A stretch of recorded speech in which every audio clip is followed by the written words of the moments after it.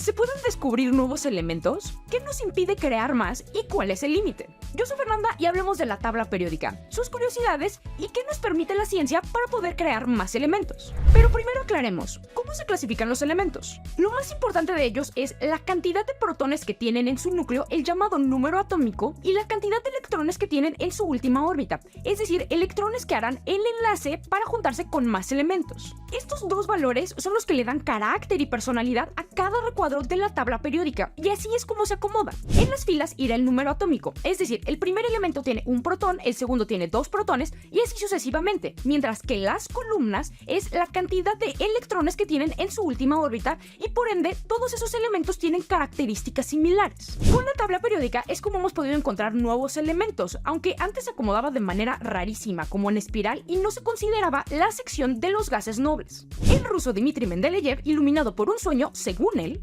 dio el acomodo base magistral que tiene la tabla periódica actual, aunque su tabla periódica no era perfecta. De hecho, predijo 8 elementos que no existen. Pero estamos hablando de 1871 y su tabla periódica predijo correctamente el galio, el germanio y elementos más pesados. Sin galio no existen los rayos láser, y sin rayos láser la física del siglo XX para acá es mínima. Con el germanio se construyen los transistores que han permitido que tengamos electrodomésticos, llegar a la luna e incluso tu celular. Además de que su tabla considera una columna de gases nobles, gases que no se empiezan a descubrir hasta finales del siglo XIX debido a la misma característica que los hace gases nobles, que no reaccionan con más elementos. Con esta nueva tabla periódica hemos podido conjuntar el conocimiento que tenemos de la química y de la mecánica cuántica, mecánica que empiezan a hacer hasta el siglo XX.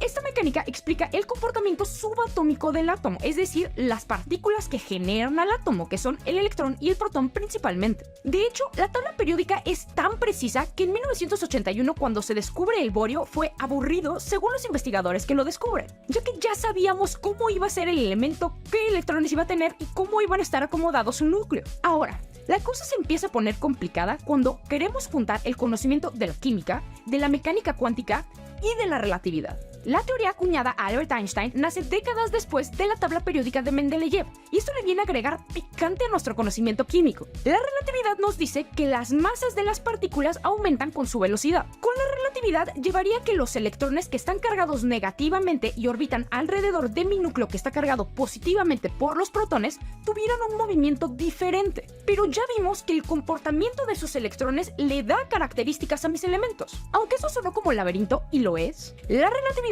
y el átomo nos han dado un montonal de conocimientos bien interesantes. Por ejemplo, el gran físico Richard Feynman, utilizando la relatividad, predijo que el mayor elemento iba a ser el 137, ya que según sus cálculos, un elemento mayor a ese número, los electrones deberían de ir a una velocidad mayor a la luz para que no colapsen con el núcleo. El problema de Feynman fue que consideró al átomo como un punto fijo, y ahora ya sabemos que eso no es verdad, además de que tenemos más conocimientos de la relatividad, y por ende los cálculos son que el elemento más grande es el 173.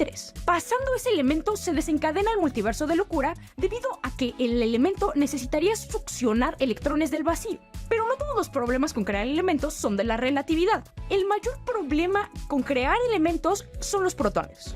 A estas partículas subatómicas les vamos a dedicar un video en específico debido a que son complicadísimas. Pero hablemos en específico del problema de crear nuevos elementos y el protón. Los protones son partículas cargadas positivamente y nosotros sabemos que dos cargas positivas tienden a repelerse. También sabemos que el núcleo del átomo se compone de la cantidad de protones que tiene en el centro. La fuerza más potente del universo es aquella que tiene la capacidad de mantener juntas a estas partículas cargadas positivamente y que ellas quisieran estar lo más lejos posible la una de la otra. Fuerza que si rompemos se generan detonaciones atómicas. El gran problema de hacer nuevos elementos es tener la capacidad de mantener a los protones juntos cuando ellos no quieren estar ahí.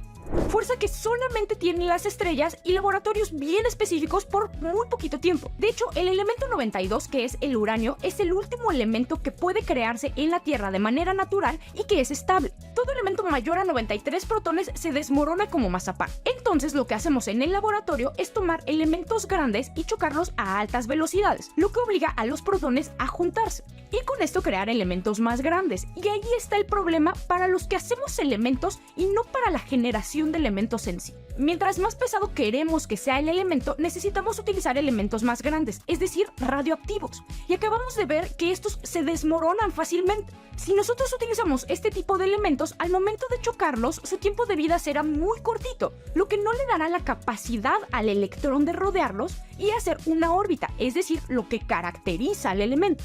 Los últimos 4 elementos descubiertos fueron en el 2016 en una colaboración de 4 institutos: el laboratorio Lawrence Livermore en California, japoneses del Instituto Riken, rusos del Instituto Nuclear de Moscú y estadounidenses de Oak Ridge. Por eso los elementos se nombraron Nihonium, que significa Japón, Moscovium, Tennessine y Organeson, este último en honor al ruso líder del proyecto que llevó al descubrimiento de estos 4 elementos. Independientemente de los conflictos políticos que hay en el mundo, la ciencia necesita de conjunción para poder generar nuevo conocimiento, por mucho que Hollywood nos haga creer lo contrario. Los problemas de rusos y estadounidenses en la ciencia se quedaron en la carrera espacial. En este video hemos aprendido cómo crear elementos, cómo se acomoda la tabla periódica y los problemas de crear nuevos elementos.